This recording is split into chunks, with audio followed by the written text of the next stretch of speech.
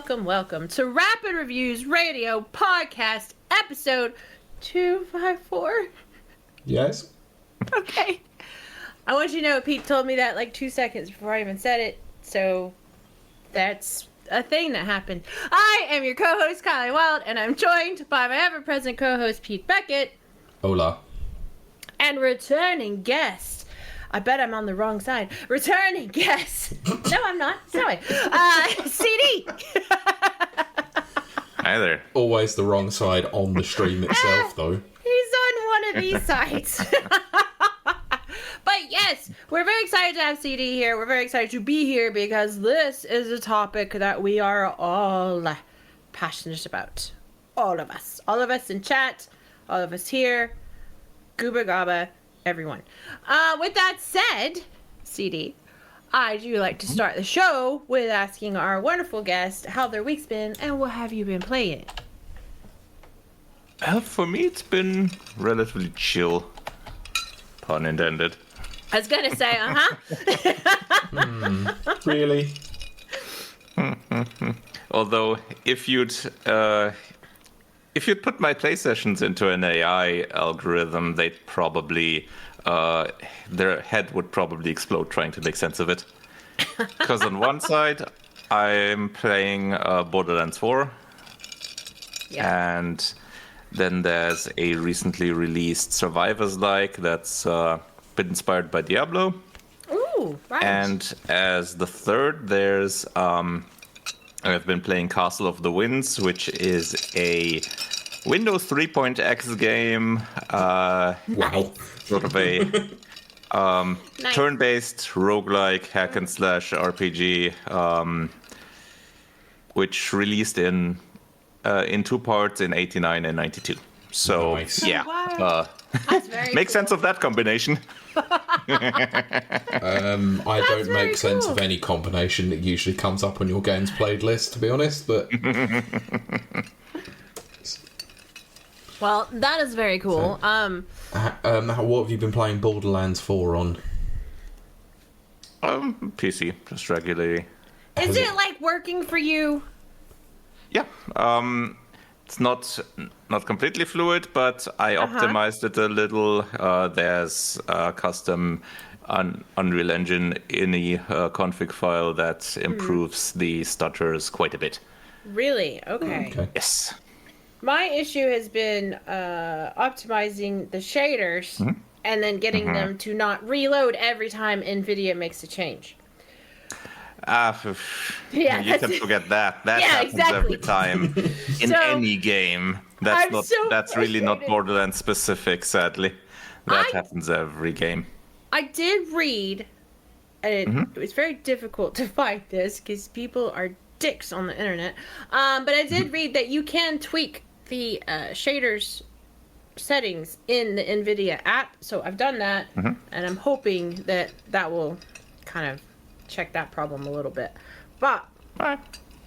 other than that, I had a little bit of time in Borderlands 4, but for me the juddering was pretty bad. But I don't have it. Yeah, I don't have it. at optimized, first, so. I had some of that too, especially during loading. But Yes. when I updated the ini, that improved quite significantly. Right. Cool. I'll have to look into that. Yeah. Fair enough. And how have you been finding Yeah, the game I'll generally? link you the page that got me that file. Yes. Very good. That'd be awesome. Which character have you been playing? Chat, do you remember which character I played? Oh my god. Borderlands fan doesn't remember what she played. No, but there's a reason why I don't remember. Besides the tequila, is What, because because you've what been playing I more Tiny Tinas than you have actually Yes. Borderlands 4? All right. exactly it. So my characters are kind of blending together. But I normally play a tank anyway, so it's probably the tank. Okay. Oh no, Nana doesn't remember either. Nana's the one who remembers everything for me.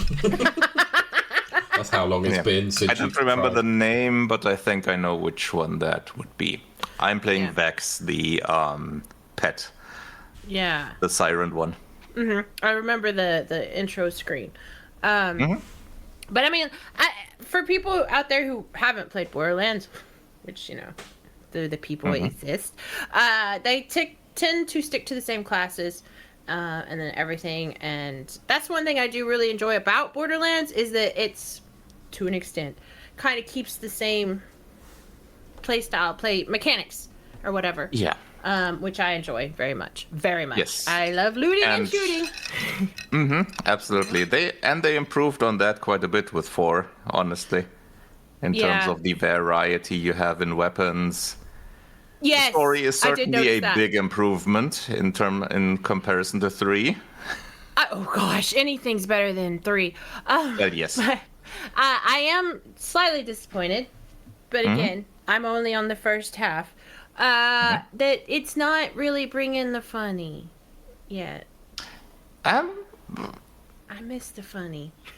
I mean, it's there were enough funny moments to me, although not on the same. It's more grounded humor, I think. That's probably the best description. But there is enough of it. But there's enough of it, I think, and I did like what was in there.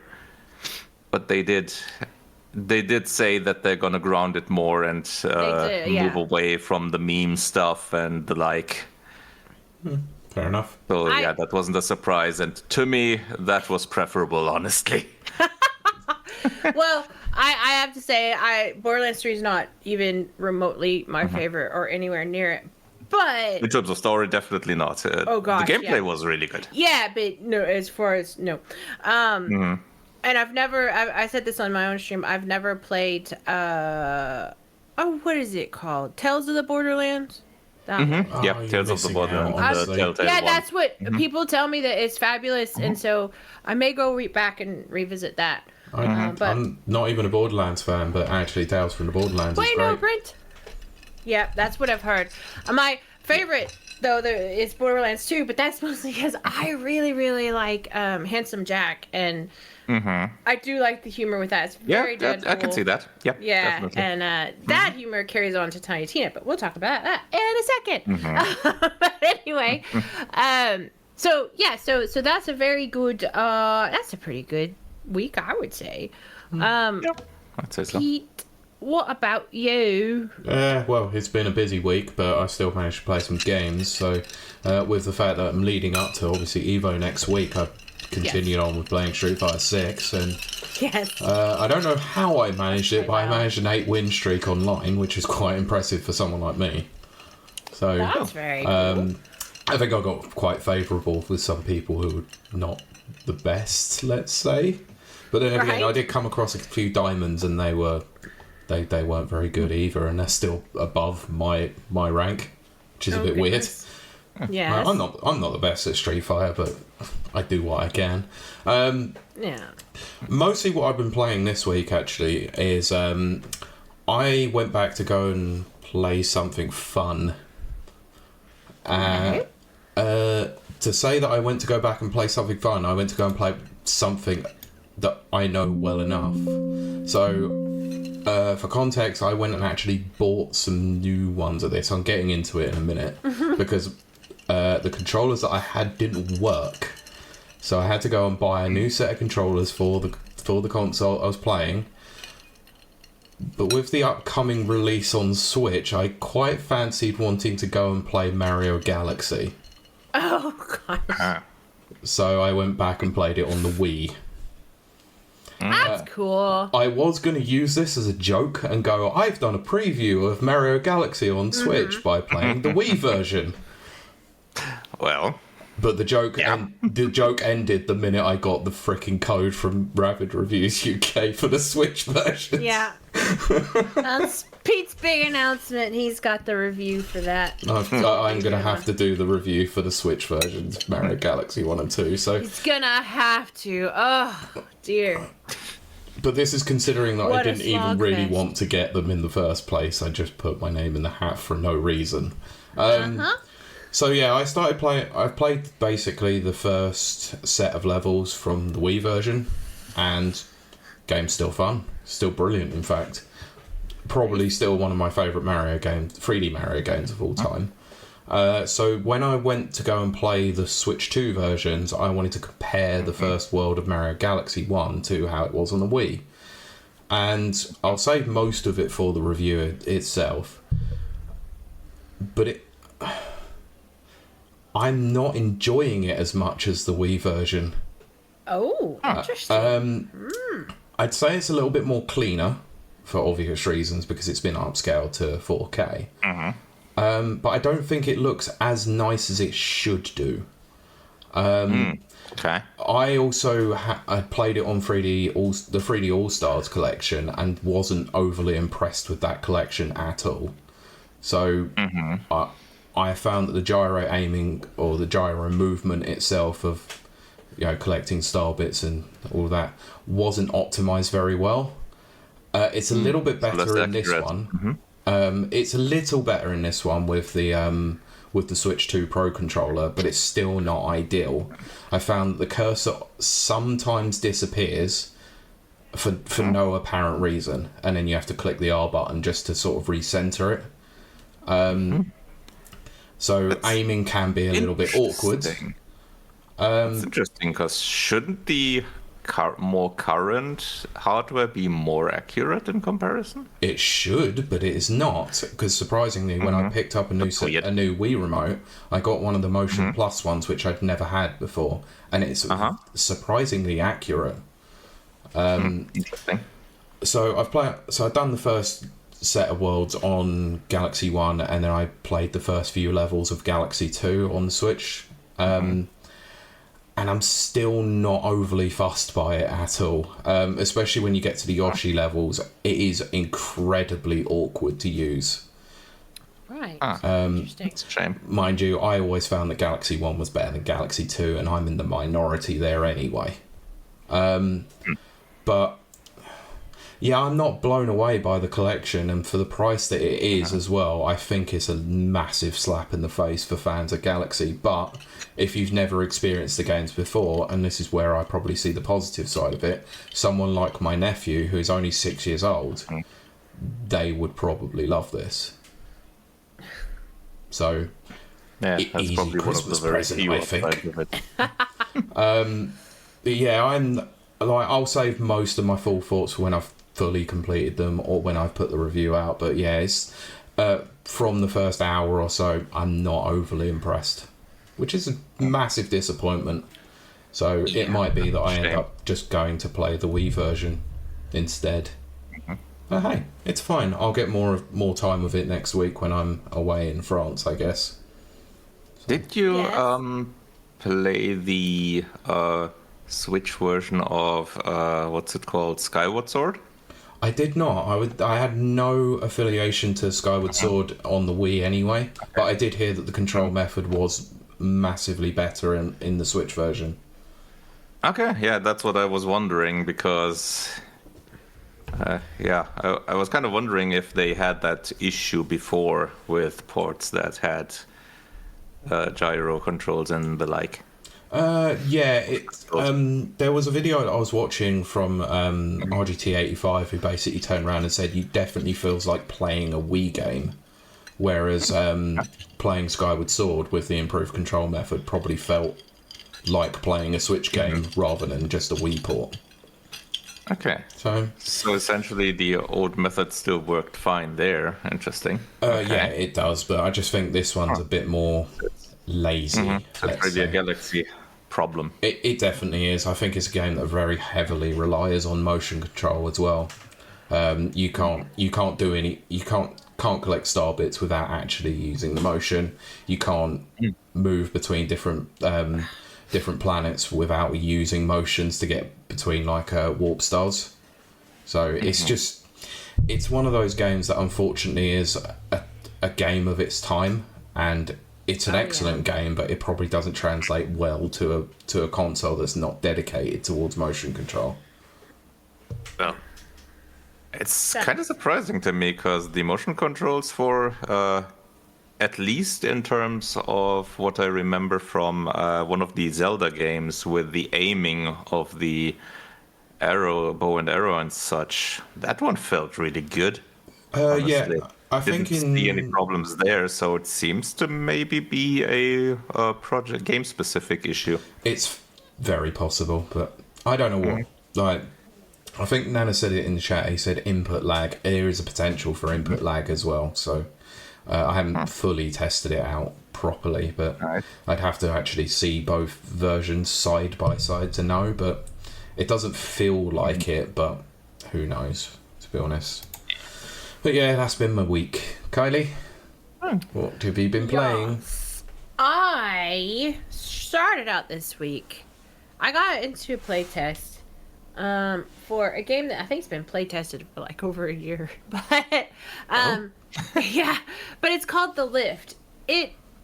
The idea behind it is very cool. It is kind of like, it's very the world feels like Portal, and or even a kind of future retro, also, very similar. And it's a puzzler, I guess, kind of like Portal. Oh, now that I'm talking about this, it might be a lot like Portal. But you're on an elevator and you have to solve problems, and then on each floor you have to solve other puzzles, and it all connects together, and you build out this full story. It looks great. It plays great. It does not stream great. As soon as I started stream, well, the intro was fine, and then when I got into the first actual level, past the tutorial, frame rate started to drop, like just bad. But it was it was fine on my end. But watching it that way, I've noticed there's a lot of games doing that. Just the capturing is the issue. Okay. Yeah. And I do wonder if it's an Unreal Engine thing. I'm not sure, because Doom does it as well. Which Unreal Engine is it? That's the thing. I can't remember with the the Lift. I can't remember. But it does seem like a very cool game. I will probably very much pick it up when it does go live into the public. But for now, I can't stream it. So we streamed Tiny Tina's Wonderland instead, which right now is my current obsession. I talk about this probably every week, but I had put it off for many, many years. Because believe it or not, people don't believe this, but believe it or not, Tiny Tina is not my favorite character. She's a bit annoying. So I kind of thought I would hate it, because, and then everybody's like, but Kylie, you are Tiny Tina, which was like, oh, great, thanks. But so I played it. All of the Borderlands things that you know and love are there. It is so funny, but it is a looter shooter. It's got great weapons because it's kind of medieval weapons crossed with, or I should say fantasy weapons crossed with, guns and things like that, with magic thrown in, which is very cool. Story's great, acting's great, characters are great, graphics are great. It's great. So I can't complain about that. But we then went on to Friday. I forgot what I was supposed to play on Wednesday, but Fridays where, we started playing our scary games because it is October, but I also played scary games on Friday. And I played the game that seems to be going around all of the great, fabulous influencers over on the YouTubes, which is No, I Am Not a Human. Which is a way to describe your life. I was going to say, it's not a scathing indictment on myself, although some would disagree. So that is, there's kind of a little bit of a fad or a trend going on in these types of horror games. I think they're based on like Chinese horror games that have now gone, which is you observe and then you kind of make your decision based on visible observations. I guess, really, honestly, it's very similar. It's a very odd comparison, but it's very similar to Papers, Please, in a way, except with the horror element. Well, I guess Papers, Please has a horror element as well. It depends on your point of view. But it's definitely mentally, it is a psychological thriller. I don't want to give too much away because it is very simplistic. It's a very simplistic game. But it's the apocalypse. It's the day after the apocalypse. People are still living in their homes, but things are starting to get weird, and every day things get successively weird. The news starts reporting some weird things. Funnily enough, ads still exist. So ads and television news still exists. And these people start coming to your door, and you have to decide whether you want to let them in or not. And sometimes if you let the wrong one in, they eat everybody. Nice. And then things happen from there. But the art style is quite... if you've ever heard of the game, and I streamed it as well, called Mouthwashing, which took a lot of people by storm at the beginning of this year. It's produced by the same team. Ah, right. Okay. So the art is disorienting. That's the they phrase. very much have a visual style that they go for. They do. Yes, they go for disturbing. And that's what they've done again. I am more, because I'm a lore person, it got me hooked just because I love a good story. Give me a good story and good characters. You can have the crappiest looking game. You can have in fact, there's a game with stick figures that I was playing not too long ago. And I'm still intrigued because the story is good and the characters are good. Oh, God, yeah. I remember that stick figure game. Yes, I likes it a lot. But Loathing, isn't that what it's called? Yeah, Loathing. That's all. Well, and then of course on my fun time, not streaming thing, I play Water Park Simulator 24/7. Yes, I've seen I'll go on Discord sometimes, and it's just there, and it's like, okay, you're playing it again. Cool. Yep. I do like it. I like organizing things, and I like painting things, and I like pushing people into swimming pools and making them drown. We all did it in The Prince, Sims. Magic It's Missile. fine. Exactly. Except now I get money for it. But yes, so that concludes my week. But that means we get to move into the heart of the matter, the meat of the sandwich. I was going to say something, and it was going to come out very bad. Good. I'm glad you thought about that. Yeah, I know. Can you believe I actually thought before I spoke? You didn't I'm do growing. a Ron Burgundy. I'm Ron Burgundy. I'm growing, and I'm learning, and I'm maturing. You could say she ultimately decided against it. That's it. There you go. True. I ultimately did, and now I'm ultimately. No, I'm just going to do that to death. But no, I'm going to toss this to Pete, because the truth is, now that we've got all the intros out of the way, we know why you're here, Of course. and we're glad you're here for it, because I don't want to give the game away for the fourth time, but my beloved Xbox that I love and adore and defend until the death. Well, let's see how that pans out in the next few minutes. Pete, I'm tossing it over to you. What are we going to talk about this week? We're going to talk about Xbox and how things might be at a premium for Xbox ultimately. What? I can't believe it. Anyway, so this is coming off the back of some really shocking weeks, let's say, for Xbox. Yeah. So with the price increase of the Series S and X in the US, a subpar showing at TGS, let's say. We got the news that came out on the 1st of October. $1,000 handheld. Oh God, yes! I forgot about the ROG Xbox Ally and its utterly audacious pricing structure. Oh God, I think I wanted to forget that. So, pin that in there as well to the ROG Xbox Ally's stupid pricing. How it is nearly $1,000 in America or £800 in the UK. I think it is. Yeah, I'm going to end up getting it, but we're going to talk about that later. Welcome everybody to Xbox fangirl Kiley. She will buy anything that she's given. No! We'll continue. If it has an Xbox button, you will buy it. I have no comment, no further comment. Nana's put, I don't want to give the game away. Gives the game away instantly. Well done. So we had the drop on the 1st of October, so earlier on this week as we're recording, that came out through Xbox Wire, or the what is the official blog. So we'll just read some of it and then we'll go through it. So our goal with Game Pass has been clear: delivered unmatched value, benefits, and a deeper library of games for our players. Since launching in 2017, we've steadily grown our subscriber and creator satisfaction.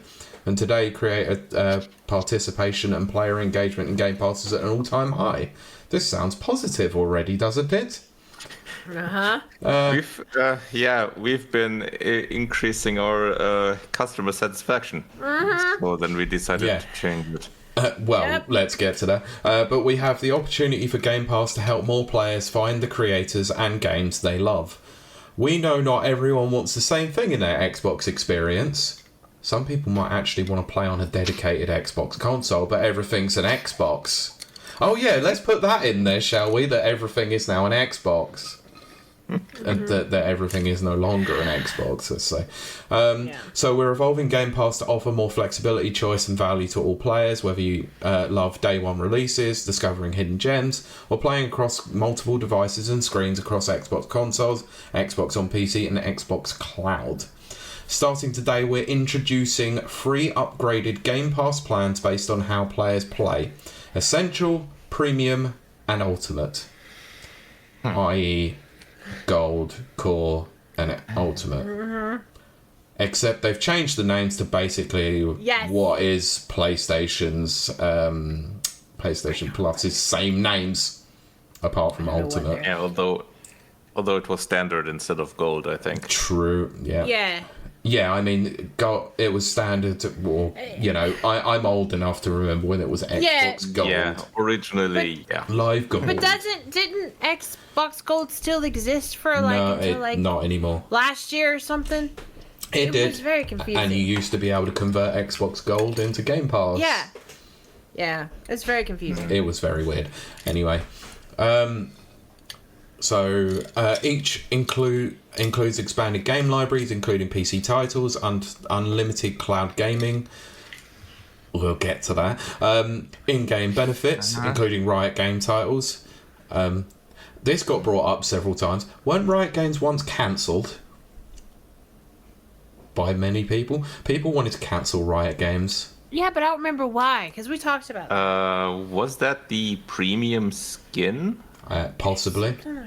Quite possibly. At first, I think there was some lawsuit against Riot Games. I think it was some handling of stuff of their employees, and the most recent one was a very expensive premium skin. Yes, it was. They were implicated in some very dodgy employee practices, weren't they? Much at the same time that Activision, Blizzard, and Ubisoft were.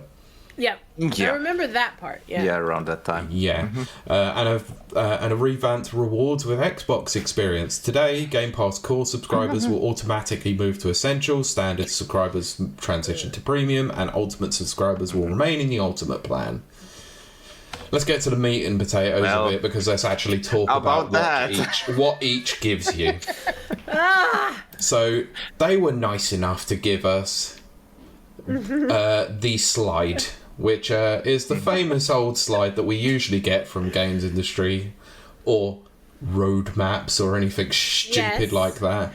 So let's talk first of all about the Essential tier. So the Essential tier, where it says at the top of it, unbelievable games. Fantastic. Sure. I do have trouble believing it. So the Essential tier at $9.99, I will get to UK prices very soon on this one, by the way. So we're just going to cover it in dollars. So it gives you 50 plus games now playable on PC, console, and cloud for $9.99 a month. Anyway, so this gives you unlimited cloud gaming, in-game benefits, including Riot Games, online console multiplayer, and play and earn up to $25 a year in the store with rewards. Anyway, Huzzah. So I bet there is a minimum purchase. Like, I'm not joking. Quite possibly, yes. Yeah. This was brought up in another YouTube video that I will save I might as well mention it now.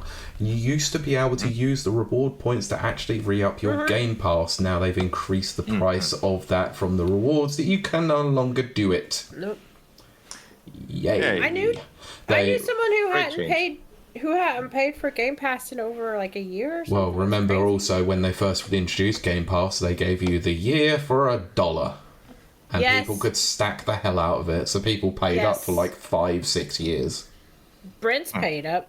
Yep. I will get to mine pay up at some point. Yeah. Anyway, so next up, the unparalleled access or premium tier. This gives you 200 plus games playable on console, PC and cloud for $14.99 per month. So this gives you new Xbox published games within a year of launch. There is an asterisk by it because Call of Duty is not included. Unlimited cloud gaming. There's going to be a small point on that one that I want to mention later on. We'll definitely get to it. Yeah. Unlimited cloud gaming with shorter wait times. Oh my gosh.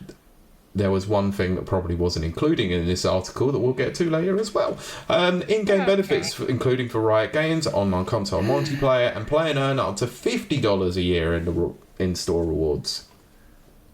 Okay, so everyone following?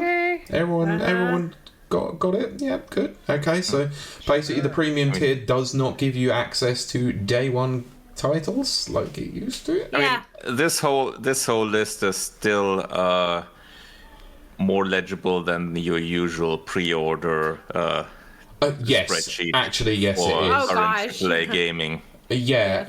Do you happen to remember the Star Wars Outlaws one? Good God, that was a mess.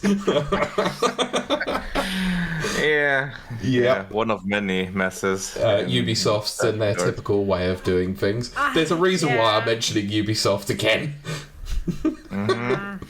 So the ultimate tier.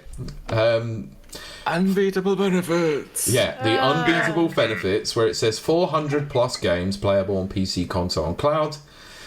I'll get to the price in a minute. Let's go through what it shows, what it gives you. So 75 plus day one games a year. Including all Xbox published games day one. So this also includes Call of Duty.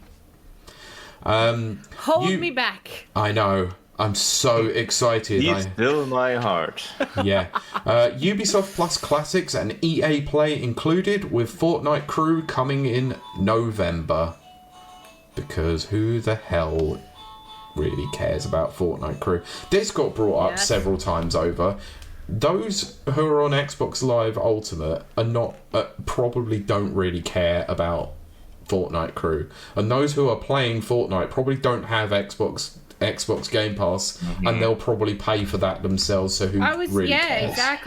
Exactly. Anyway, unlimited cloud gaming at our best quality with shorter wait times. Fantastic. In-game benefits, including Riot Games, online console multiplayer, and play and earn up to $100 a year in the store for $29.99 per month. Can't wait. Yes. Can't wait. Yeah. So people have. So let's conflate this to the UK pricing. So essential tier is $10 a month. Or £10 a month, sorry. Premium is now $15 a month, and Ultimate is now $22.99 a month. So yeah, this is a lot of money. So bearing in mind that Ultimate used to be £15, it is what the Metro have basically worked out is a 50% increase on the price. Didn't it used to be? Wasn't it used to be $15 a month as well? And now it's basically just doubled. Yes. Yeah. Oh dear. So it went from 15 to 20, and now that. Yeah. Yeah. So you can imagine, because this is the gaming industry, people got very, very angry at this. What? No way. People got angry? Big shock. I am surprised. Making people pay more money for things that they paid less for just a few hours ago? I can't imagine it. Especially with less than convincing arguments. Right. Yes. Sorry, carry on a second. My doorbell is going. Continue. Let's talk about this for a bit. Okay. I wondered. I thought it was like I a was phone or wondering. something. I was wondering if we got suddenly transported into Five Nights at Freddy's. Because that that'd be sounded like terrifying. that tune. Oh gosh, it does. Oh, that'd be so terrifying. I need to watch that movie. That is neither here nor there. But it's because I watch horror movies during October. I heard it was good. I don't know. That's another. Yeah, I one. heard it was surprisingly good as well. I'm Right. totally not into the Five Nights at Freddy's thing, but I've I heard like- good things about the movie, surprisingly. But I like the lore, Ow. but so Pete. Pete, we haven't talked about it at all. We were talking about Five Nights at Freddy's. Sorry. because your ringtone sounded like the Five Nights at Freddy's thing. Okay, cool, awesome. It turns out my wife locked herself out of the house. Oh no! That's why it kept going. I was like, why isn't she answering the door? That would explain why. Well, there you go. I live with an idiot. No. Hi, Lord Not has a at nice all. comment. Yes. Yeah, my Jesus. Honestly, I would have preferred that rather than having to open the door to my wife locking herself out of the house. Look, What a it's fool. easy to do. It's easy to do. I mean, yes, it is, but I would expect better of a See? 32-year-old woman. But well, you know, I will have no comment here. But I would like to get one of those thumbprint locks. Of course you would. So bad. I do. Anyway, that's neither here nor there. But yes, I do like what Brent says. Yeah, I wish Fortnite Crew was replaced with ESO Plus or Fallout First. Yes. I like the FNAF movie, and there's a sequel coming soon, which is very cool. Mm-hmm. I do want to see I it. see there's already clips coming. Yeah, Yes, Nana's got a few clips planned, so yeah, okay. That's good, because Yeah. I'll get to go back and actually watch what the hell was happening whilst I was not here. Good. But yes, It wasn't that continuing much. on. Right, shall we continue? Because there was a list. Continuing There on. was a list of games that was basically Yeah. coming via Ubisoft Plus. Oh goodness, hold me so- back again. This is on Ultimate. It's a lot of Assassin's Creed, a lot of Far Cry, and a lot of other stuff that nobody really wants to play because it's all old crap. Yeah. Yeah. And it was funny when I read the original Xbox Wire post where with each of those, they specifically mentioned like Fortnite's thing in Yeah. brackets worth this much. Oh, yeah, yes, they're really yes. trying to. Ubisoft this much of value, like yeah, you're not convincing anyone. No, you're not. Like, the way that it came across to me when I saw this, it was like they're really trying to dress up the fact that this is like a massive change and a massive benefit, but trying to skirt over the fact that they've increased the price by 50%. Yeah, which they surprisingly forgot to mention Yeah. as a comparison. Like, yeah, this is the It's- price, but It's also quite interesting as well because they forgot to mention that Sarah Bond had been on not too long ago and said that the Game Pass had surpassed 5 billion in sales as well. $5 billion Right. in sales since its inception. So, I bet they're counting like credit and stuff. quite You know, like- possible. Free, Maybe. you know. Yeah, because there are a few people that obviously get these through like phone contracts with like EE and other networks like that. Yup. People have been getting it for like we said before when it Yeah. first launched, the Game Pass for $1 for a year, and then re-upping it as, like for many years.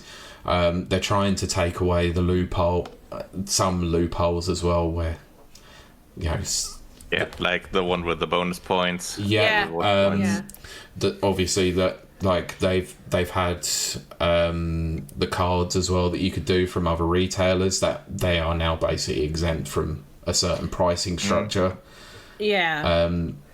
So yeah, basically not the best look from a multi-trillion-dollar company who have Nope. literally spent Say the least. nearly $70 billion on Activision Blizzard and another $80 Right. billion on AI. Yeah. And during a time where not a lot of people have disposable income. Nope, and also sacked a hell of a lot of staff over the last 24 months as well. Yep. Yep, and the last sacking wasn't even that long ago, from what I remember. That's right. It wasn't. Yep. No, it was. I can't remember when, but 3 episodes ago, I think. probably or 5. Maybe. Definitely no more than 5. Yeah. Yep. But then the news came out. I think it was a couple of days later that this comes from. I'm not usually a source that I would use. Pure Xbox. Right. They'll probably put their own spin on it. Yeah. That Microsoft are announcing a free Xbox cloud gaming tier Oh, yes. with ads Yep. and wait times. Yep. Yep. And So- some pretty big limitations. Oh, huge limitations. So we'll go through it. So with Microsoft extending Xbox Cloud Gaming access to all versions of Game Pass earlier this week, the company is apparently set to announce a free version of xCloud coming soon. It's coming from Tom Warren at The Verge, who says that ad-supported streaming is being tested inside the company right now, and the belief that it's to be centered around a stream your own game title eligible free play day titles and Xbox Retro Classics collection. This will supposedly start rolling out as soon as part of a public beta, while the full release will take place at some point in the coming months. It will reportedly be accessible via PC, web browser, console, and handheld devices. What's particularly interesting is that in-house tests are said to include 2 minutes of pre-roll ads before getting access to the game this way, along with the limit of 1 hour sessions up to a maximum of 5 hours per month. That makes me so angry. The outlet says these limits could easily be changed for the public release, so it's not worth reading too much into them. Oh, okay, pure Xbox, that's just you trying to curry favour with Xbox because you're an Xbox-centric publication. No, this is an awful idea, and I doubt that if this is the testing, they'll unlikely change it for full public release. Yeah, that's very likely gonna be exactly how it rolls out. Yep. What was also buried in the lead is also that Xbox Game Pass for PC is now getting an increase as well, and I believe that's getting an increase to $17 a month, or about 15 quid a month. So it once was $11.99 a month.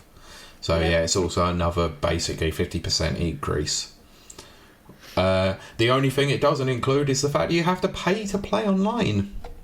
Yay! I have things to say, but yes. Okay. Continue on. I'm going to ask this incredibly stupid but leading question. Where do you remember the day when you realised that Xbox was dead? Was it the day that they released this blog post? Or was it a few months ago? No, I'm joking. I know. Or am I? Kylie, how did you take this news initially? I was gonna say, all kidding aside, for real, not for play. I am an Xbox apologist. I am Xbox fangirl. I have stood by them. I have protected Father Phil and said, no, I know what they're cooking. Let him cook. They'll come up with something. This was the line. This is what did it. This is the thing that I went, I am done. No more. Because here's what I honestly think. I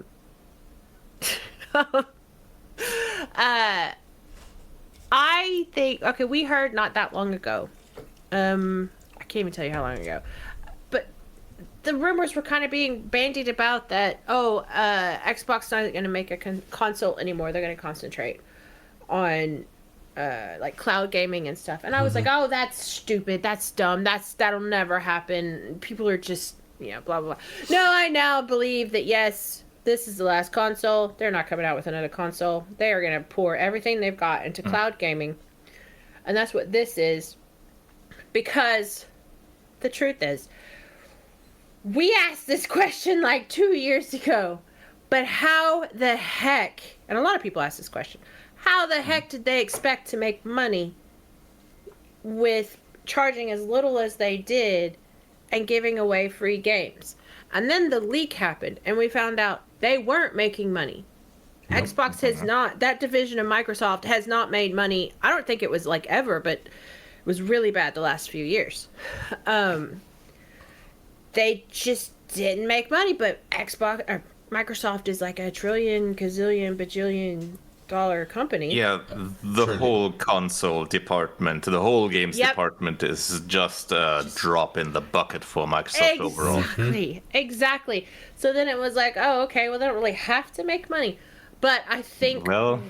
Right, yes, I think with the tides turning, the economy, the global economy, chip shortages, the whole landscape changing to a more digital platform, I think that it's this right here is a sign of the times. This is it. We've reached the pinnacle of what we knew as Xbox. And I would argue that the pinnacle has been long in the past. We've been on a downward slope for quite some time. I would 100% agree with you as well. I would say 360 was the pinnacle for me. Yeah. I've been clinging. Yeah, that was pretty much the pinnacle. Yeah. I've been clinging. But you guys know that anyone who's listened to this show, watched me on this show, I have defended with my life's blood to the very just nth degree, saying no, just wait. They've got something. I promise they're gonna come up with something. It's gonna be amazing. They're cooking something back there.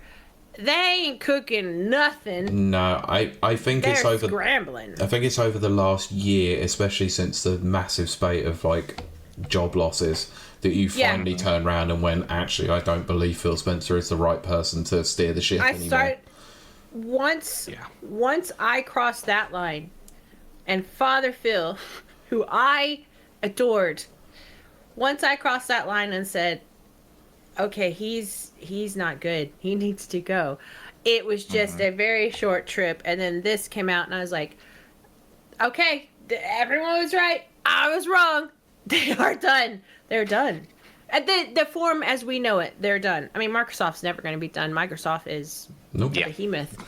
But Xbox, as we know it, it's done. It's done. That's my opinion, and that's how I feel. We'll get to that comment in a minute, by the way. Continue. Yeah. So I think, for me personally, I'm still... Okay, yes, there's a part of me that is still an idiot, and I am going to buy the ROG Ally X. I have to. It's something I feel like I have to do. It's the Viking funeral. You know, I'm gonna buy this. Very fitting for you. Yeah, exactly. So it's the swan song. I'm gonna buy it, and then that's probably, I'm gonna be very realistic here, that's probably the last Xbox affiliated thing, as in console affiliated thing, I will probably ever purchase. I mean, realistically speaking. So, that's my last stand. Do you feel then that with the partnership of Asus, that actually that they might end up making Xbox hardware in the future, and they won't develop in-house anymore? Here's what I think. I think that, yes, we've probably got a year or two of seeing the Xbox logo on things. But I am now of the belief of what everyone was saying last year. It took me this long to jump on board. Xbox, as we know it, is now just going to be Azure, however you say that. They're cloud gaming. They're going to be just... That's what it's going to morph into. They're going to be a streaming service. They're going to be a Netflix of gaming, which is what they've always wanted, which they've not... They've always stated that publicly. But now they're going to do it. They're putting the infrastructure in. And you'll be able to stream games to the Switch.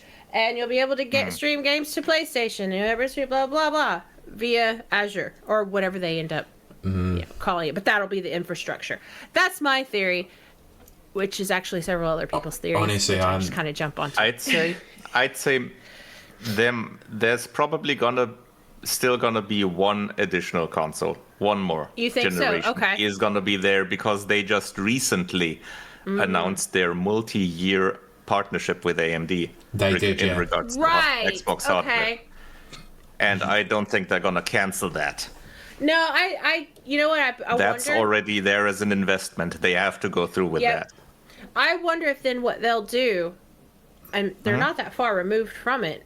If I've kind of already done it, but like Chromebook, for people who don't know, that's Google's like, it's a piece of hardware, but it might as well just be a piece of software. It's just Google. It's all on the cloud. I guess it's the most basic way I can describe that for people who are unfamiliar. I think that the next piece of hardware then, from the Xbox console thing, is just gonna be like a Chromebook version, but like a console. So there's not gonna be any like Possible. In theory. it's all gonna be digital. It's all gonna be cloud. But that's basically won't what be the Series S was. Well, that's and what then I'm saying. And then, with Game That's Pass basically being as what cheap they've as done. it was, like, it made it more of a lead-in, pretty much. Series S is essentially an Xbox One in newer hardware. But now, obviously, they've made that more expensive, and they made Game Pass more expensive as well. So Yeah. it's not really kind of the budget line that they really wanted to go with anymore. Yeah, No, I think what she means is essentially a bare bones hardware. I that get is what you mean. enough hardware for the streaming because the Series S can still run the games locally. Of and course, it yeah. does, But, because And they this will be require the 100% developers cloud, to make it yeah. that way. yeah, didn't they Yeah. have that recently where there was talks that they were going to have a streaming stick, and they basically got rid of that and just got it on Yeah. Amazon Prime and other TVs now, yeah, rather than having it an actual hardware thing. I think just personally, I think that's the exact direction they're gonna go. They're gonna just have a cloud gaming box. Yeah, wouldn't disagree with you there. Yeah, but It wouldn't surprise me. I'm. And they'll probably glad. still charge $500 for it. They will, and that's why my last purchase, I'm going to officially say it will be the ROG Ally X. And I know it's a silly purchase, but I'm gonna do it. I mean, I'm gonna go down that- with this ship. At least with that one, you have a good handheld device Yes! overall that And you has can powerful still- hardware. Yeah, Exactly. it doesn't just You can play still Xbox access- games. You can still access Steam and GOG and all that sort of thing. Exactly. See, Yep. I was thinking logically, except also has Xbox, which is not logical. I mean, I'd like to own one, but, I'm not spending that kind of money on it. That's ridiculous. I know. I have a I mortgage. know. Yeah. I agree. I'd have to take a second mortgage out for that damn thing. Personally, I'm more likely to be waiting for the next Steam Deck. Yeah. What? Yeah. If I I get got- myself another handheld. I got enticed by the Xbox button. So Oh, we know you did. yeah. Why hide it? Why lie? Even though the previous Ally is basically just getting it via a software update anyway. I know. But Although yeah. I think the specific Xbox ROG Ally does have hardware differences. I think It does. It has slight.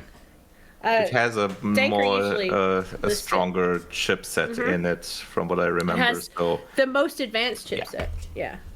So. Yep. Yep. may not be worth the explaining the whole upgrade in price, but at least there's No. Yeah. Yeah. Exactly. Yeah. See, Dinker. Yeah. He Anyway. usually is pretty up on the Yeah. specs. I mean, I thought So, that was probably likely to be the case, but with the fact that there is a software update for the previous ROG Allies, Yes. it means that you can get in a slightly less price. Yeah, you won't Yeah. get the same performance, but it's I just still decent enough, I guess. I need that Xbox button. Of course you do. 12 to You need that 15 green tint. I do. 12 to 15% better than the Z1 Extreme. So, I mean, that's Okay. pretty good. Does it justify the price? No. Of course not. But, yeah. No. So, yeah. So there was arguments going around on the Discord, which obviously left us to want to discuss this in a major Yes. way. Yes. Is the price increase really enough to justify, that potential for games coming next year for you to not cancel this? And how much has Xbox been promising games, but then ultimately cancelling them anyway? Yeah, Xbox has a big history with that. Yes, it does. Yes, they have a big history of buying studios and doing absolutely nothing with them. Rare. Yeah. It happens a lot. Among others.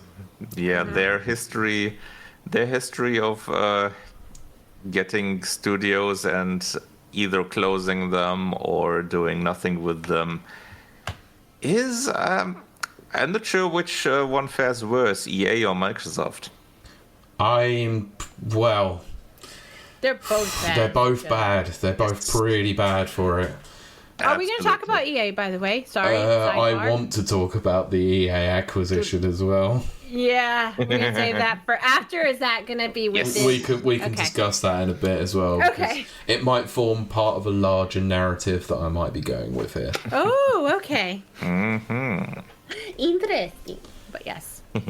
So, yeah, they obviously have a track record of, not doing things with studios' IPs. They spend a lot of money on things and then ultimately end up screwing us over. I mean, Yup. Let's look at case in point, Perfect Dark. The fact that that game looked okay conceptually, let's say, even though it might not have been an accurate showcase of what gameplay was going to be. The little that we saw. Yes. Yeah, the very little that we did see was enough to make people interested. Yeah, then they cancelled it and shut the studio down after releasing 0 games. Yup. That quadruple A studio that they set up. Yeah. Yeah, and then couldn't even shop it out to another partner because of a rights issue, or they wanted to argue about rights. It's completely ridiculous. They've sat on dormant IPs for many years and done absolutely nothing with them. Oh yes. Probably the same as EA. Probably the same as quite a lot of them as well. Oh yeah, absolutely. I bring up Ubisoft again. They've been sat on Rayman for many years. Yeah. Yeah, let's bring it out for a DLC for Plus Rabbids. Yeah, Jesus that's Christ. so. Yes. It's so weird. Yeah. Speaking of DLC, that's also a change with Game Pass. Oh god, yeah, I forgot all about that. Get price reductions with that anymore for all DLC. Nope. Yeah, it used to be 10%, didn't it? Mm-hmm. Yep. Now it's Used not. to be a general 10% price reduction for DLC if you have Game Pass, but now it's only select games. Yeah. And I'm not sure what the percentage is. It might be a bit higher, but it's only very select ones. Like, you don't get that for example, the upcoming Indiana Jones one or Call of Duty stuff. That's not really a surprise, is it? Studios that they've had to acquire and spent money on. Yeah. Especially with Call of Duty, that's no surprise. No, it's not. One factoid there. Nope. Do you also think as well it's potential that they could also take away the reduced cost of buying the game if the game is going to be leaving a service eventually? Wouldn't surprise me. No, it wouldn't surprise me either. It just seems to be the way that Microsoft are doing things at the moment, is they're not really giving you any real value anymore as a gamer. But that's the thing. That would almost point to a kind of cloud-based structure then, because they don't want to sell games. They don't want you to buy games to put on your... I mean, they do want you to buy them, but on a high price. Yes. Yeah. Or they want you to buy them on other platforms. Yeah. I'm telling you, that's coming. It's all right. I mean, they do want you to buy them on other platforms, definitely. You will own nothing. You will eat the bugs, and you will live in the pods. Because this is just the way life goes. I mean, we've seen that with the last State of Play, where they had the Microsoft Flight Simulator in there. Yeah. They did. Grounded being on the Switch as well. Yeah. They're definitely going multi-platform. Forza Horizon 6 is going to PlayStation 5, but not on day one. To be fair, like, why would you stick to only one platform? That just decreases your sales like so much. So, Yeah. I mean, No, from a I business point of view, don't it makes disagree sense. at all. Yeah. Like they probably saw the writing on the wall many years ago that actually they need to start Definitely. selling games because the consoles weren't selling compared to PlayStation. Well, also God, make better Starfield. games. Make Yeah, that- better games. Yeah. Yeah, if you made better games, people might actually be interested. make more games. Yeah, Yeah. actually make more games. Well, yeah, just look at Forza Horizon 5. Like, came to PlayStation and ended up topping the charts. Yeah, that's pretty good. Yep. Yeah. Yep. Because Horizon 5 is still a pretty good game. It is a good game. I didn't like it as much as 4, but it's still a great game. Yeah. Yeah, I didn't like the setting as much No, I in didn't either. comparison, but yeah, let's see what 6 is gonna be like. That's that Honestly, might be I- good as well. For once, I'm excited about an Xbox game, and you know that's quite rare to say. But then Clockwork Revolution as well. Was that the game? Whatever game it was that was shown at an Xbox showcase earlier on in the year. I can't. Yeah, right. Yeah. Although that was from In Exile, wasn't it? That sounds familiar. There was one game that actually looked pretty That- No, it's Contraband that I think Yeah. was that was cancelled from NXL, wasn't it? Contraband wasn't from In Exile. That was Avalanche Studios. Oh yeah, okay. Yeah, Clockwork Revolution. That was the game that's Yeah. coming out next year. Yeah, that was a good one. That was Yeah. that's In Exile Entertainment. Yeah, okay. Yep. You were correct. The makers from Wasteland and the like. Yeah, that actually looked really cool. They're a good studio. Yes. Yeah, and that will probably end up coming to other platforms now.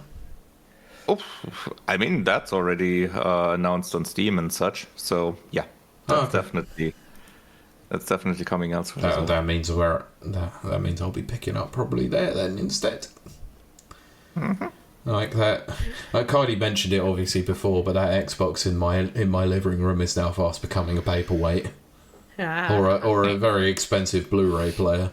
There you go. Which is a shame because I actually quite like the Xbox ecosystem as a whole. Yeah. It was a good idea 10 years ago, and then times changed, and they didn't change with it. No, we have. They didn't.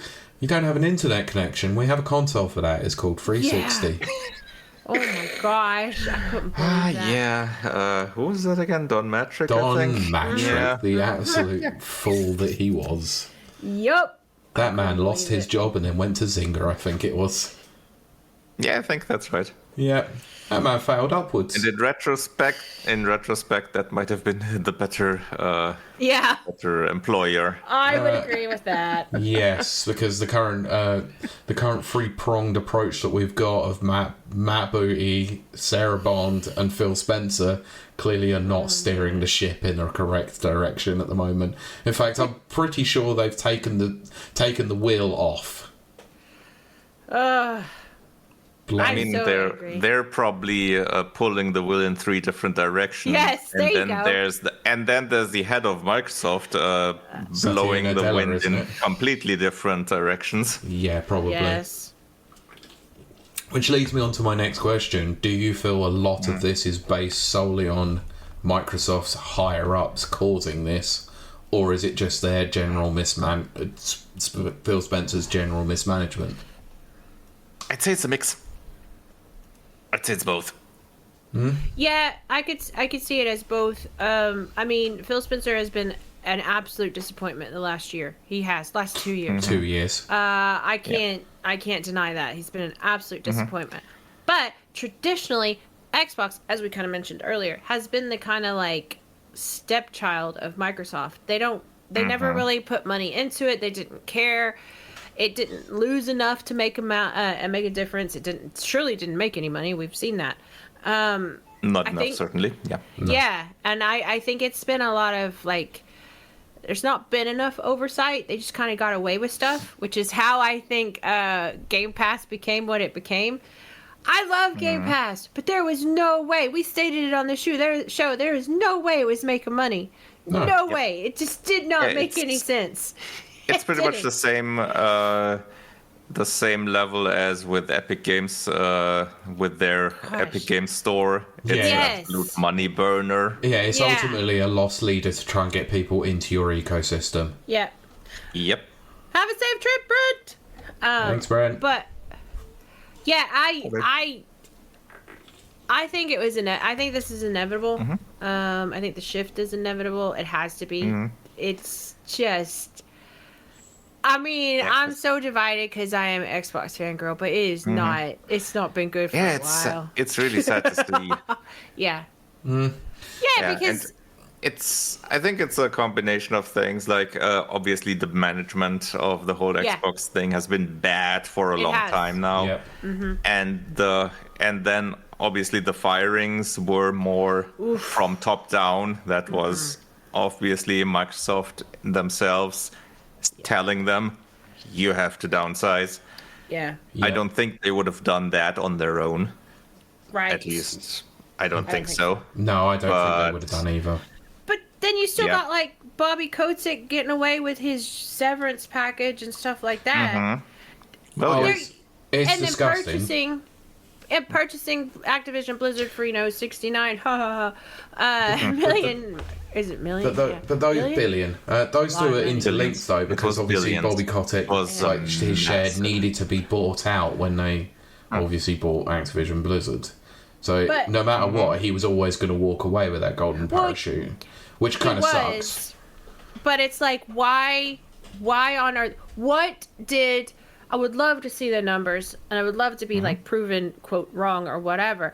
What in the heck did buying Activision and bring in Blizzard Activision bring back? Like, what's the ROI? What's the return on investment? What did putting out $69 billion dollars bring them besides heartache and headache with Bobby Kotick? But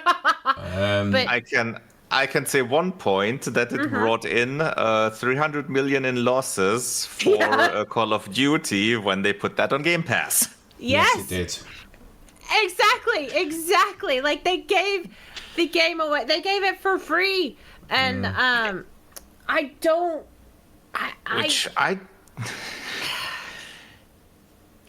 I don't know what the logic is. I don't understand it. As a business person, I don't understand it. As a consumer, I don't understand it. And then they didn't stop there, kind of alluding to what Nana had said earlier, which is they bought Rare and then just went, just, Rare at least made Sea of Thieves, which has been an ongoing project, so It that's has, a good one. Yeah, but it good. took. But remember how long it took besides for them that- to actually utilize Rare in any way, shape, or form. Yeah. For the Which longest is period of crazy. time, they did Grab by the Ghoulies.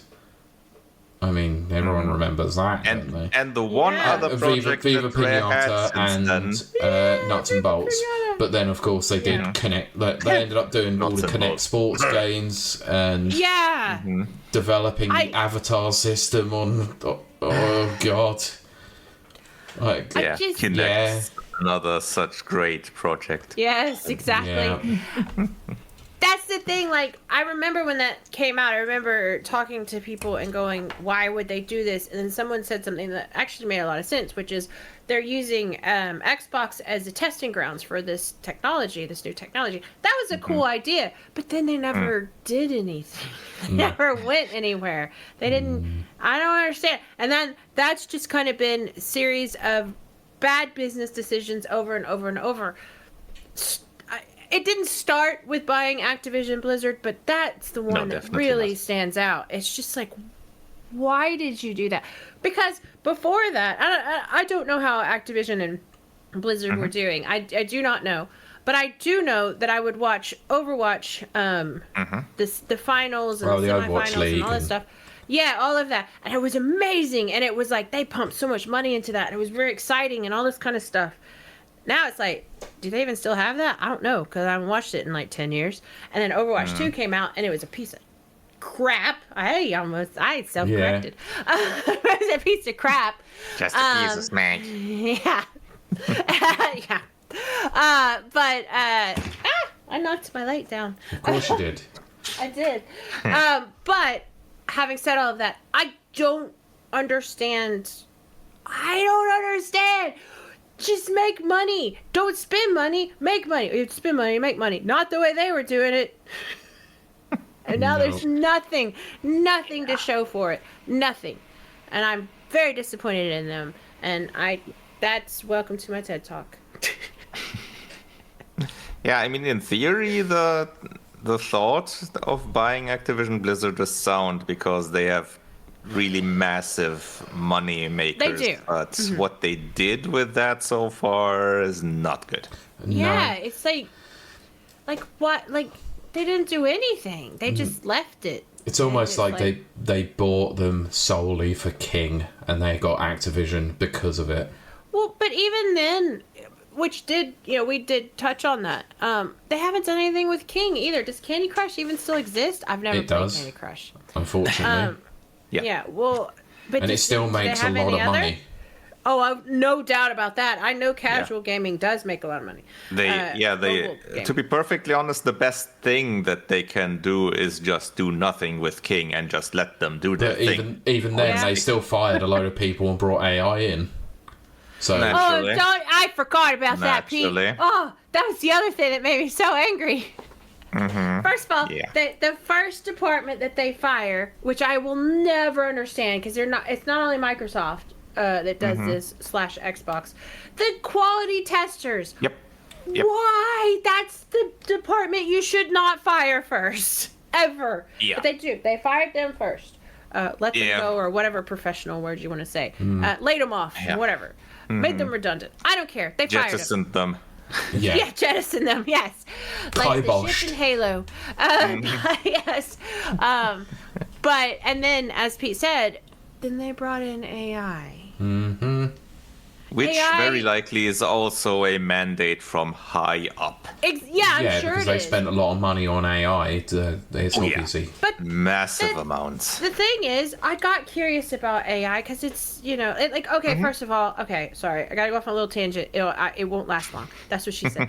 But never does. When you're as old as I am, chatbots have been around since I was a teenager. Yes. They're not new, and I never really quite understood why all these large language models suddenly became hot crap, because I'm like, they've been around forever. I don't understand.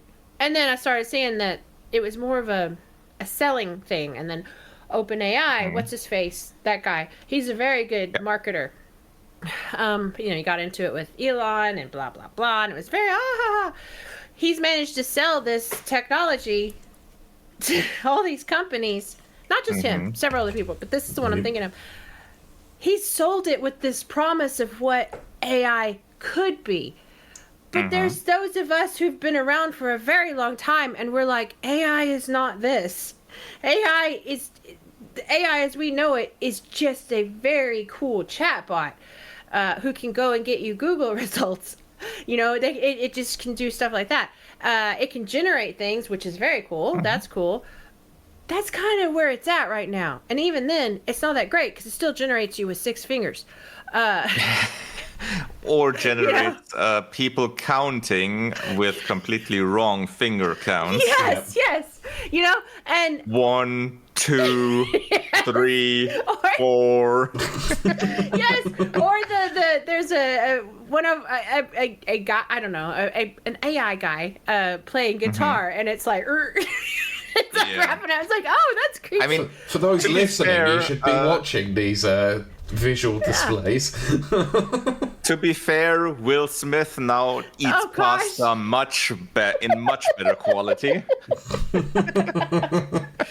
And this is not a joke. What I'm about to say, this is not a joke. I did see Michael Jackson selling, I'm going to say tea, and I saw Logan Paul, sorry. They're that much for alike. I don't know the difference between the two. Oh, he came out as gay and was selling makeup. Now, those are all AI for those who don't know. And then Tupac was doing something. I think he met somebody. But anyway, it's all AI. That's very cool. That's a very cool, dog and pony show, as they say in the US. That has no actual application yet. And yet There's Microsoft, a massive bubble that's I'm Yes! just waiting for that bubble to burst, honestly. it's gonna burst very soon, I believe, because there's no utility. This is an artistic medium. It's a tool. And Microsoft's the only company who's done this, but Microsoft, among many, have hired this AI specialist and these blah, blah, blah, to, I guess, make computer people. That's what they're thinking in their head. Oh, I've got free computer labor workers. Well, not free, but I can pay them cheaper. It's like, Facebook can't even go through complaints with their AI. It's so messed up. It's so wrong. Yeah. And yet, they've put There all are this some money in there. areas where AI can help, but Yes, it's a tool. It's a very good tool. far away from what they're hyping it up to be. Yeah, and we're to many years replace- away from it. But Oh, for yes. Microsoft to replace If an we entire... get there at all. Yeah, exactly. True. It's kind of like Mars. It's kind of like, I really would love to see us land on Mars.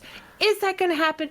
More than likely not. I think Mars is more likely than, or at least closer than the AI stuff. Honestly, that's my view on it. Maybe.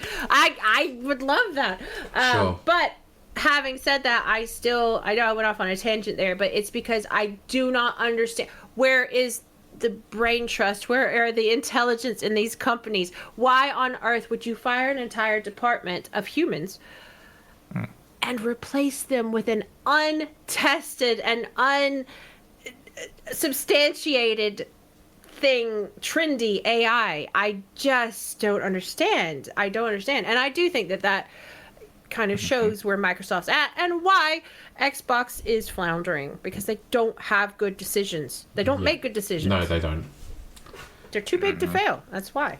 Well, Anyway. you say that. Microsoft is, Xbox themselves not. Yeah, Yeah. because as Yeah, a of result course, of that's all what I this mean, stuff yeah. that's gone on, and this was probably the funniest side of things, let's be honest, people managed to crash the Microsoft website through cancellation of Game Pass. I saw that and I was like, yay! It was hilarious. Yeah, it was hilarious. So it was reported on Twitter X by like people like Wario64, basically turning around and going, "Yeah, this completely crashed their site because of so many people wanting to cancel Game Pass," which completely The internet makes sense. went Nelson on Microsoft. Yes! It's true though. Yeah. And I was happy about that. Me, an Xbox fangirl, I was very happy. The thing is, I feel quite sorry for the social media managers of Xbox having to try and to defend this position. You can't. No, they if you looked at Twitter, they really tried. They did. PR has to. I know they do.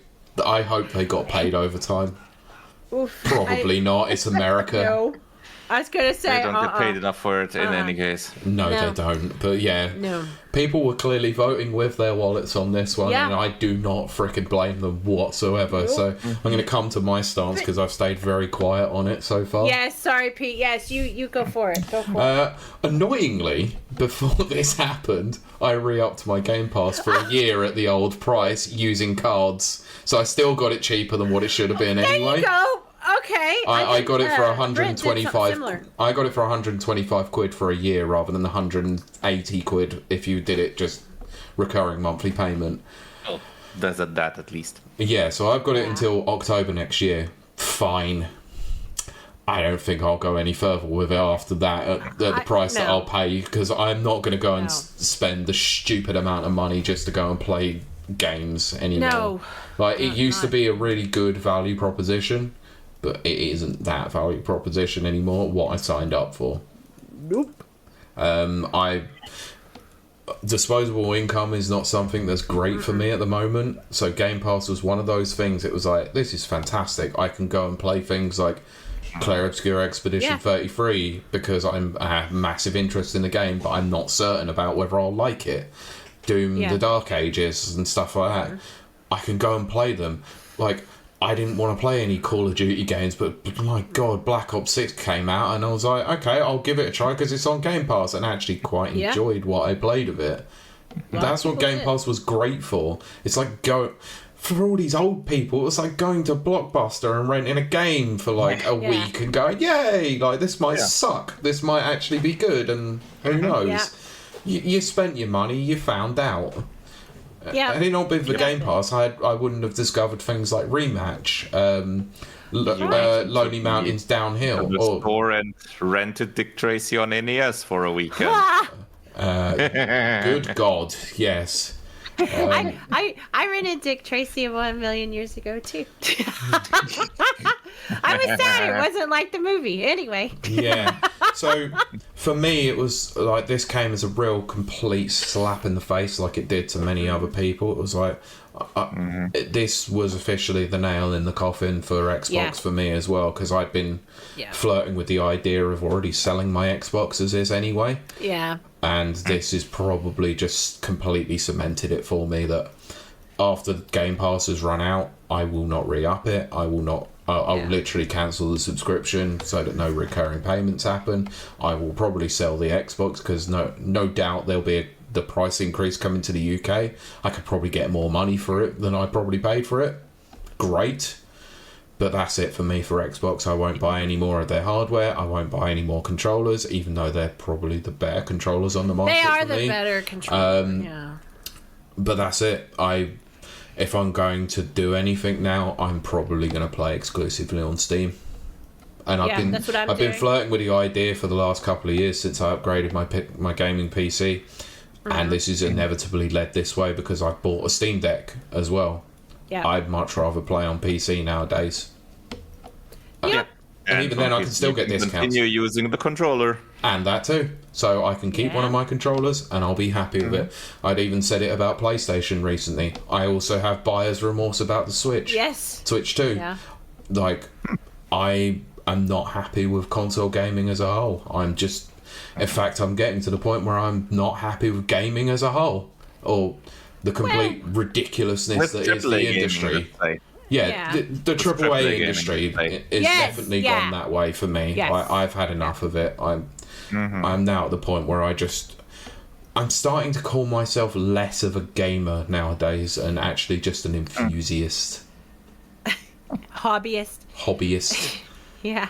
I could talk about games. I know enough about games, but do I actually spend my time playing overpriced games? Probably not these days.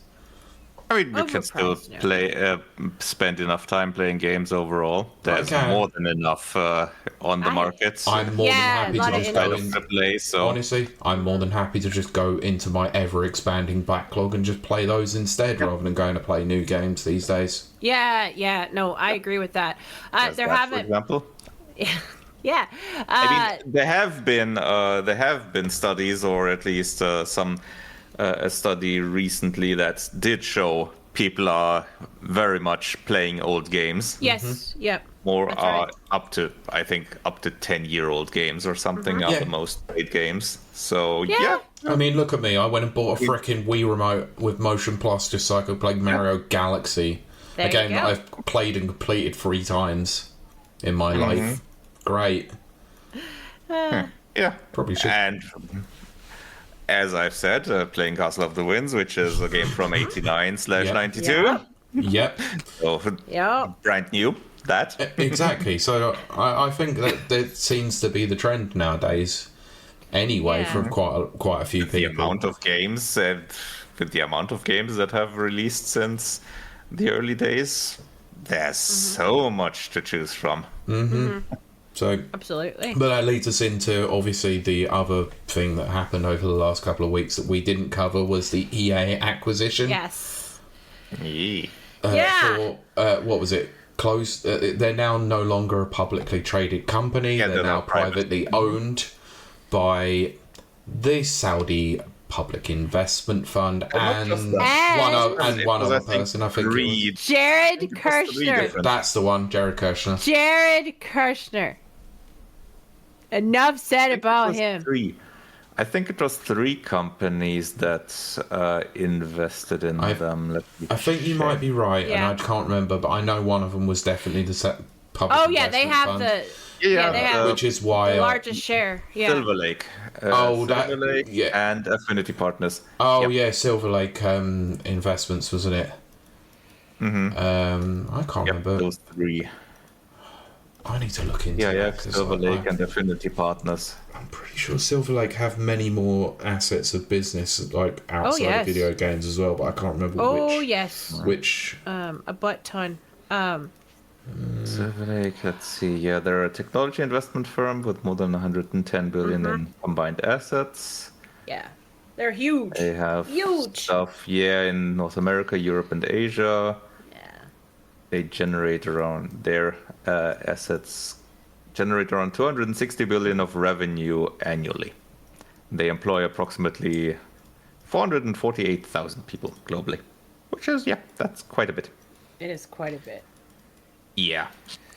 And given that the Public Investment Fund from Saudi Arabia is one of the buyers, we can expect let's see, what can tracking we expect? Tracking software. More mostly tracking software. More soccer players in different games. That's true. Yes. As we've seen with City of the Wolves. That was freaking stupid. Why they ever added Ronaldo to City of the Wolves was such a bad idea. I do not understand it whatsoever. Because they probably own his likeness. It was because of the Saudi Arabia, because he plays for one of their teams, Al Nassr. Yeah, same reason why they had that boxing fight as a marketing gag there. The annoying thing was I was watching the Netflix documentary on show Matchroom, which is the company that obviously owns several boxers, and I saw that in there for the Eubank Jr. and Conor Benn fight, and I'm like, that was a thing that I forgot all about. Why? They're walking around in aprons and like just got it all over it. I was like, what the hell is this? What have you done to my Fatal Fury?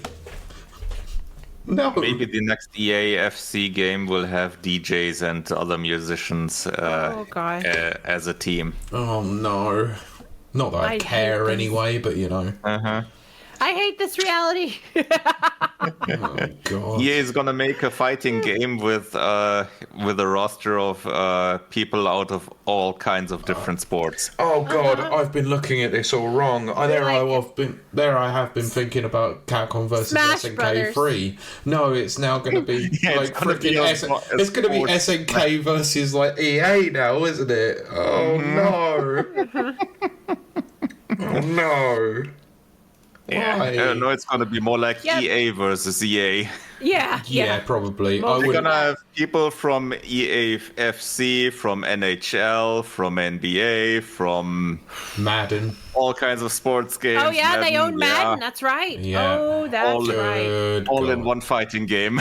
Hooray! Oh, my gosh. It's literally going to be Smash Brothers. No, honestly, how long is it until SNK fold into EA? Oh, I bet that's closer than you think. Well, considering the sales of City of the Wolves, I wouldn't be surprised. Oh my god! Apparently, did quite badly. I don't like this timeline. No one's surprised. That was the thing. It looked cool, and then I played the demo of it. Yes, it did, and then the marketing began more and more. It did, but then I played the open beta for it, and I was like, no, I'm not sure about this. This is not fun. But also, there will be tracking software. Oh, 100,000 gazillion %. Oh, there will be. There'll be everywhere. So yeah, this is what I mean. This is forming part of the larger narrative of what the hell happened to the gaming industry, and I think we'll leave it there with that one because just one thought on that. Only because you have your thought because I want to lead into something with this. Mm-hmm. Okay. I'm wondering what's going to happen with The Sims. I know. I thought of that too. God. Okay. Wait. I know. Yeah, because they announced a new game, didn't they? Oh, kind of, haven't they? Kind of. They said there's something in development. Yeah. But The Sims. Okay, I'm a long time The Sims fan until Sims 4. Sims 4 crashed, and Sims 3 started it. And then Sims 4 is just the worst. In fact, I saw a DLC, YouTube video. the game. Yeah, I saw a YouTube video titled Sims 4 Hates Its Fans, and I thought, yeah, that's so true. But now you've got stuff like Innoise, or how you say that one. You've got Paralives coming out. You've got all these other ones that are graphically better, no DLC, cheapest chips because it's AI generated. This is where I think AI actually works in this, It can help, for its generative type things. And stuff like that. The Sims infrastructure as we know it is old. It's done. It's they gotta get past it. It's time for a new era of some kind. I don't know what EA is gonna do, because they were also gonna come out with a Sims movie. Don't forget that too. Oh god. Yeah. So there was a Sims movie in the works. They still were releasing DLC this year. This freaking year. That game is Sims 4 is continuous super old. It's like live service at this point. Yeah. But it's old. It's dead. You know what I mean? They've got to move forward. They have to. There's way too many competing things. And I, as a hardcore Sims fan from the old days, have had zero interest. I started with Sims 4, and then when they got to like the 5th or 6th DLC, and it was like a laundry room set, and it was like a cabinet and a washing machine and an ironing board or something. It's something so like that. I was like, oh, and it was like 30 quid or something. It's like, I'm done. It was honestly pretty surprising that they even brought out the Sims 1 and 2 collections on Steam. Yeah. Yeah, that was at least they gave them away for free for a while. Somewhat pleasant surprise. Yeah. I considered buying them. Well, they were free for a little bit. I got the free copies. And that's neat. EA does kind of throw them up there to free every so often. I think about once a year. Interesting. Yeah, but... And they've at least been patching it as well. Yeah, they have. I mean... So, yeah. So they're at least supporting that decently.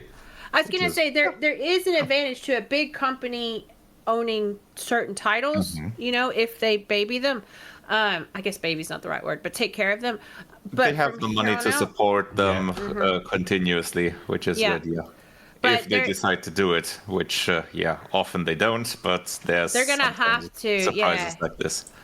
Yeah, but I think that's a good point to bring up, because I think they've got to do something. Yeah, and then they also support Joseph Ferris in his studio, Hazelight, which actually is released free, pretty banging games, actually. Yeah. A Way Out, maybe not as much, but, you know. Well, yeah.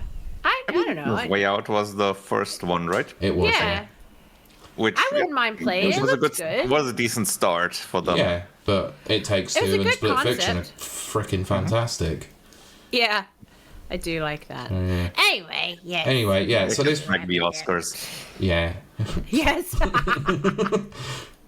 The only good thing that's come out of the Game Awards. That and Jeff Keighley. No. Anyway. No. Never. I do that on purpose. I do that on purpose.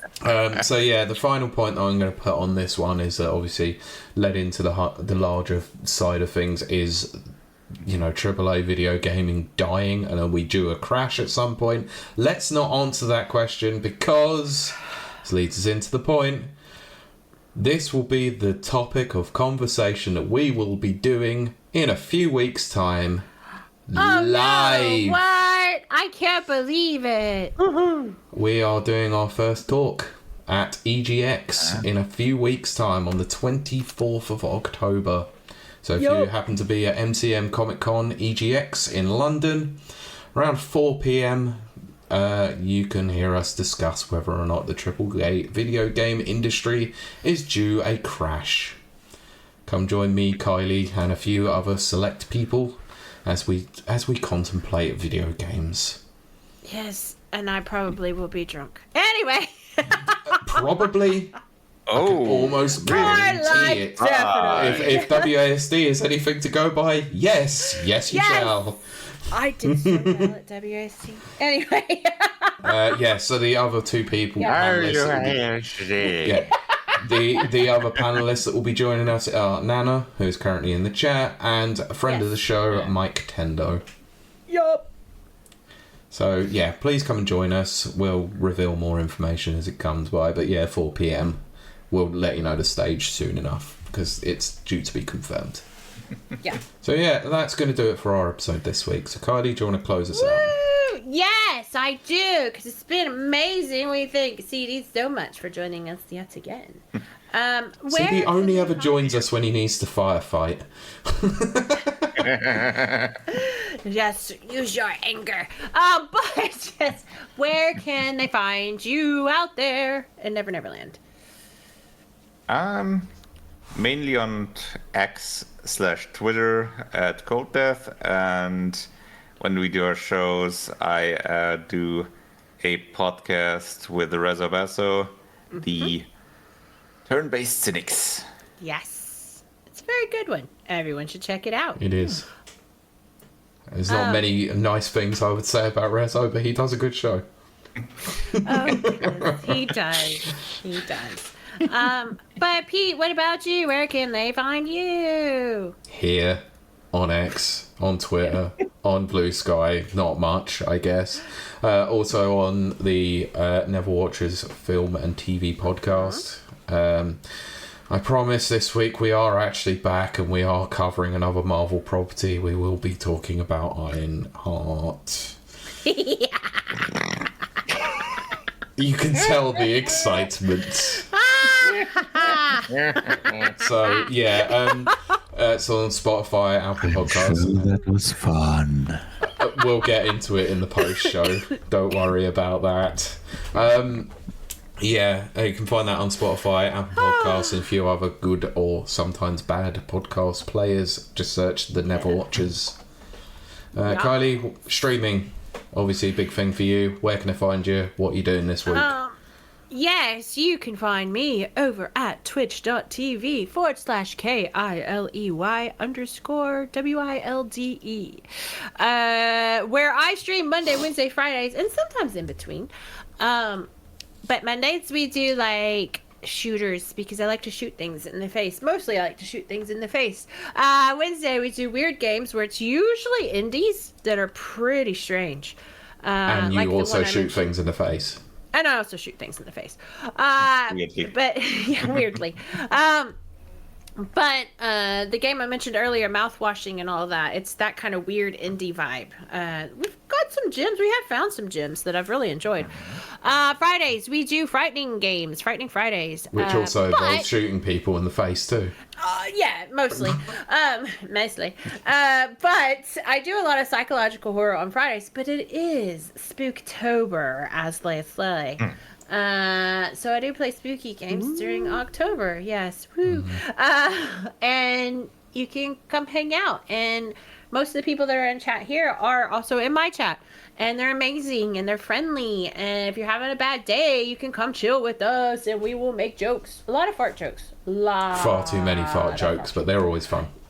You can't have too many fart jokes. But yes, and it's also fun to watch me jump literally in my seat when I'm like really, really concentrating and Pylord pushes that scream button or Danker pushes the fart button and I'm like, because it's like I'm in there, man. I'm like thinking. In the zone. We know how much, and we know how much brain power that takes. But yes, so for the rest of this month, it's going to be spooky, edgy games and that is what I'm doing. Come check me out, 6:30 p.m. UK time. Usually I wrap it up by 8:15, although sometimes I go to 8:30 if it's a really good game. And then on Fridays I just keep streaming until my butt goes numb. And then I'm like, okay, I'm done now. So about 8:45 then. yeah. No, about 6:30, about 6:45. No, yes. And outside of that, while I am on YouTube, they have completely... Oh, yeah. Freaking YouTube and their algorithms to completely screw the pooch with absolutely everything. I went from 10K and 20K views to a big fat 0. And I'm very sad about that because I did enjoy my views. But TikTok, however, has reinstated me and they've let me be seen to all. They used to limit my audience because they said I was just too mature and awful. But now I'm back around. So come check me out there. And that's it. I don't go anywhere else. I live in a cave. And that's it. YouTube screwing things up, the smug you say. Yes. Oh, I know. Crazy, right? Day ends in Y. Oh my gosh, it's just unbelievable. It is. But yes, that's going to do it for us. We do thank our lovely, wonderful chat for joining us. They are always amazing every week. Love Amazing. seeing I see their faces in chat, but I don't really see your faces. It's just a hyperbole. But I do love seeing your faces in chat. And that's going to do it for us. So we will see you and talk to you next week. Sort of. Kind of. I hope so. Kind of. We'll Yeah. see. Yeah. Bye. We'll see you when we see you. Bye bye. There you go. Thank you for listening to this episode of the Rapid Reviews Radio Podcast. You can watch the recording of the show live on Twitch every Sunday evening at 7 p.m. UK time at www.twitch.tv/Rapid Reviews. You can also watch the podcast on YouTube, search Rapid Reviews 5534, and you can also watch the video version of the show on Spotify, just search Rapid Reviews Radio. Don't forget to give us a thumbs up, a rating, or a comment on this episode. You can also follow us on Twitter at rrradiopod, as well as on Blue Sky at rrradiopodcast.bsky.social. Also be sure to visit rapidreviewsuk.com for all the latest reviews and previews.